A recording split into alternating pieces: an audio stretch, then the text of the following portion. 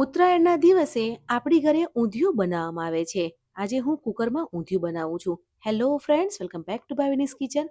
ઊંધિયું બનાવવા માટે લીલી તુવેરના દાણા, વટાણા, વાલોળના દાણા, વાલોળ અને બીન્સ લેવાના છે. શાકભાજીમાં 2 કાચા કેળા, રતાળુ, શક્કરિયા, બટાકા, ફ્લાવર, ટામેટા અને નાના રીંગણ લેવાના છે. લીલું લસણ, લીલા મરચાં મિક્સ જારમાં લેવાના છે. 1 ચમચી સફેદ તલ લઈ અધકચરી પેસ્ટ બનાવવાની છે.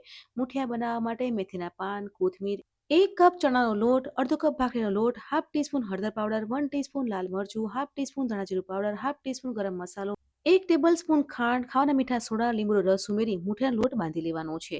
શાકભાજીને ધીમા તાપે તળી લેવાના છે. આપણે બધા શાકભાજીને તળી લઈશું. તે રીતે મુઠિયાનો લોટ બાંધ્યો છે તેના ગોળ નાના મુઠિયા બનાવી લેવાના છે. અહીંયા હું ગોળ બનાવું છું, તમારે ઓવલ શેપમાં બનાવવા હોય તો પણ બનાવી શકો છો.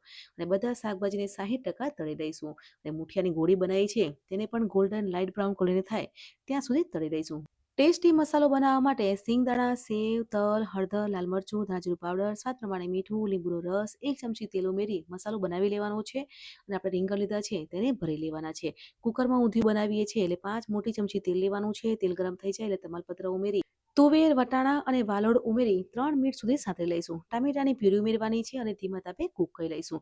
પ્યુરીમાંથી તેલ અલગ થઈ જાય પછી લસણ મરચાંની પેસ્ટ ઉમેરવાની છે. અડધી ચમચી લાલ મરચું, ધાણા જીરું પાવડર ઉમેરવાનું છે અને ધીમા તાપે કૂક કરી લઈશું. શાકભાજી તળેલા છે તે ઉમેરવાના છે અને ભરેલા રવૈયા ઉમેરવાના છે અને જે મસાલો બનાવ્યો છે તે મસાલો સ્પ્રિંકલ કરવાનો છે. ઉપરથી તળેલા મુઠિયા ક્રશ કરીને ઉમેરવાના છે. 1 કપ ગરમ પાણી ઉમેરવાનું છે. તેનાથી ઊંધિયું છે તે ગ્રેવીવાળું બનશે અને 1 વિસલ થાય ત્યાં સુધી કૂક કરી લઈશું.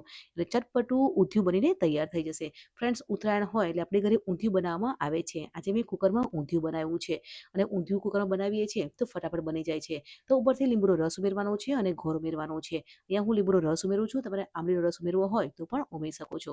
તો ગરમા ગરમ ગુજરાતી ઊંધિયું તે પણ કુકરમાં બનીને તૈયાર થઈ ગયું છે. તો ઊંધિયુંને સર્વિંગ પ્લેટમાં સર્વ કરીશું. ફ્રેન્ડ્સ, તમારી ઘરે ઉત્તરાયણ સ્પેશિયલ શું બનાવવામાં આવે છે તે કમેન્ટ કરજો એટલે મને પણ આઈડિયા આવે કે મારા વ્યુઅર્સના ઘરે શું બને છે.